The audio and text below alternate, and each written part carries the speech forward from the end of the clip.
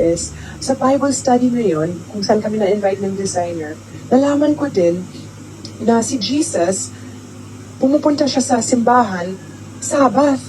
So ako naman, sabi ko, oh wow, Sabbath, di ba linggo yan sa ating mga Catholics? Linggo yan. Tapos, nalaman ko na 7th day, Sabbath, hindi yan linggo, Sabado. Sabi ko, ha? Sabado? Bakit Sabado? Hindi ko maintindihan. Di ba? Sabado, 6th day yun. Yes. Kasi sanay tayo na linggo yung 7th day. So, alam mo, BG, umuwi ako, nag-research ako sa history talaga. Nakita ko sa internet at saka sa history books na long ago, mga 530 AD, more or less, meron pala isang emperor na si Constantine. At nung panahon niya, binago niya yung day of worship from Saturday to Sunday. Yes. At saka yung mga tao, sumusunod lang din sila, especially yung mga farmers, for example, wino-worship pala nila yung sun kasi yung sun yung nagpapatubo sa mga crops nila, no? So, parang in history, magta-trace out pa pala na yung original 7th day or yung day of worship, Sabbath, is Saturday. So, sabi ko, teka nga, ano ba yung araw na sinasamba ni Jesus? Kasi at the end of the day, parang gusto ko rin sundin yung sinasabi ng Bible at ginawa ni Jesus. 7th day Sabbath. And Jesus was a Jew, diba? And the Jews also keep Sabbath, 7th day Saturday. So sabi ko, okay, edi, wow. Baka hindi yung Bible study, hindi isang recruitment agency. Alam nyo naman na nangangailangan ng maraming miyembro ang ibang sekta kaya panay-panira sa Iglesia Katolika. Now, hindi pa ipinanganak po si Emperador Constantine ay nagsasagawa na ang mga unang Kristiyano ng Sunday worship na tinatawag na Lord's Day. Now, ano pong patunay natin dito? Una po dito, ang De Didache. Ito po yung kinikilala na teachings of the 12 Apostles, which was written in the late 1st or early 2nd century. At sinasabi po dito, on the Lord's Day, gather together, break bread and give thanks after confessing your transgressions so that your sacrifice may be pure. Malinaw po yan na nakasulat sa De Didache. Pangalawang patunay po natin, ang The Letter of Barnabas na pinaniniwalaang isinulat noong late 1st or early 2nd century na sinasabi po dito, we keep the 8th day, Sunday, with joyfulness, the day also on which Jesus rose again from the dead. Yan po nakalagay. Pangatlo, ito pong sinasabi ni Saint Justin Martyr na isang early Christian apologist from the 2nd century at kanyang sinasabi dito, and on the day called Sunday, all who live in cities or in the country gather together to one place, and the memoirs of the apostles or the writings of the prophet are read as long as time permits. Yan po ang nakalagay. Kaya malinaw na kinikilala talaga kahit nasa mga unang Kristiyano. And last po, hindi po mawawala ang kinikilalang dakilang historian na si Tertullian. Na alam po na marami na isa siyang kilalang Christian writer from the late 2nd and early 3rd centuries. Na kanyang sinasabi, we solemnize the day after Saturday, which is Sunday, in contradiction to those who call this day their Sabbath. So ayan po, malinaw naman po ang sinasabi sa kasaysayan na ang Lord's Day para sa mga Kristiyano na Sunday ay matagal nang naging kaugalian ng mga unang Kristiyano. Take note, ito po ay para sa mga Kristiyano at hindi tayo mga Hudyo para sumunod sa Sabbath na Saturday. Tanging ang mga kakasulpot lamang na sekta ang nagsasabi nito dahil sa kanilang self-interpretation ng Bible at pagpipilit na sundin ang kaugaliang Hudyo, ngunit nagpapakilala naman ang kanilang sarili na Kristiyano.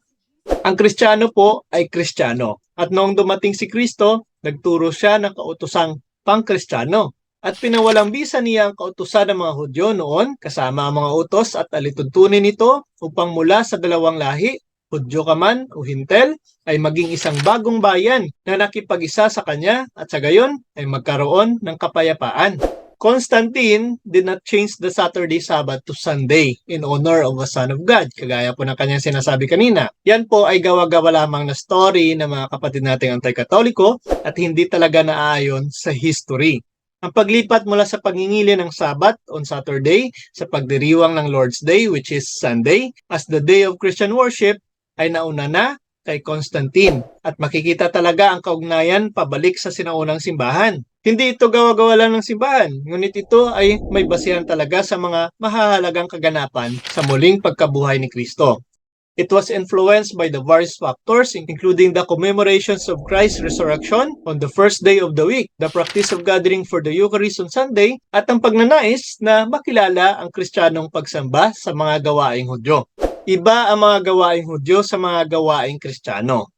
Now, para ipilit ng iba ang Sabat para sa mga Kristiyano, ay nagpapakita lamang ng kawalang muwang sa tunay na mensahe na hatid ni Kristo. Dahil malaki po ang pinagkaiba ng Sabat for Jews at ng Lord's Day for Christian. The term Sabbath traditionally refers to the seventh day of the week, which is Saturday. It is observed as the day of rest and worship in Judaism. Christians, however, observe Sunday as the Lord's Day in commemorations of Christ's resurrection. At yan po ay biblical.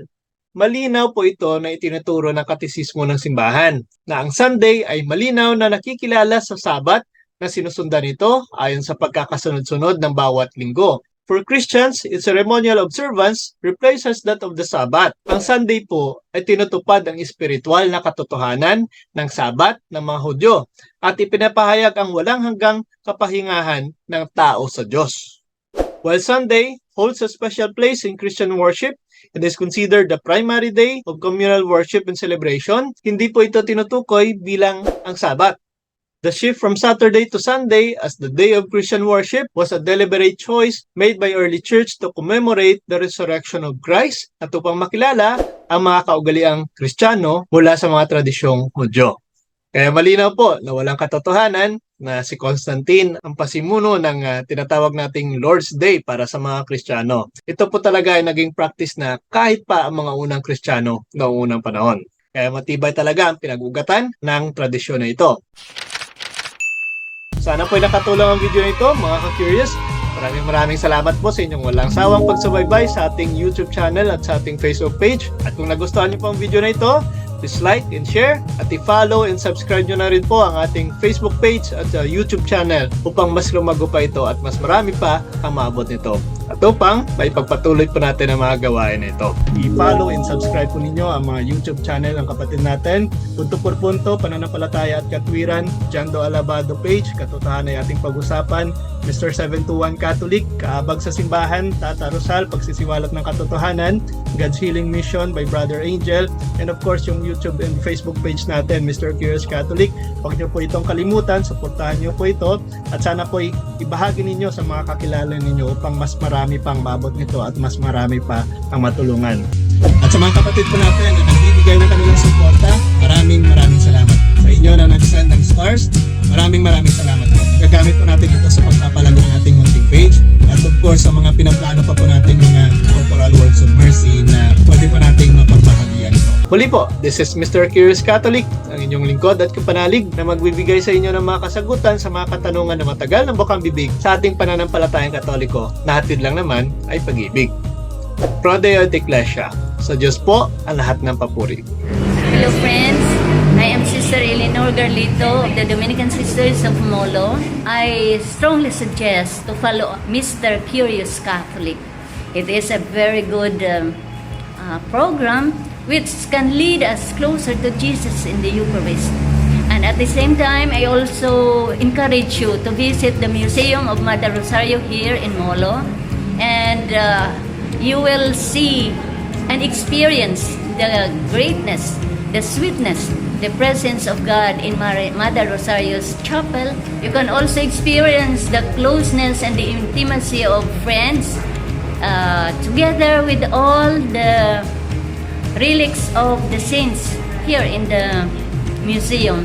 And most importantly, you can see the memorabilia of Mother Rosario and all the things that has been used by her and her way of life. You can also see the lifestyle of Mother Rosario through the exhibit of her things. And thank you very much. God bless. Hello, good afternoon everyone. I am Sister Maria Cheryl Balboa Opti. I'm now on my 10th year as a professed Dominican sister. The joy that gives me strength to pursue my vocation is the simplicity of life lived by the sisters.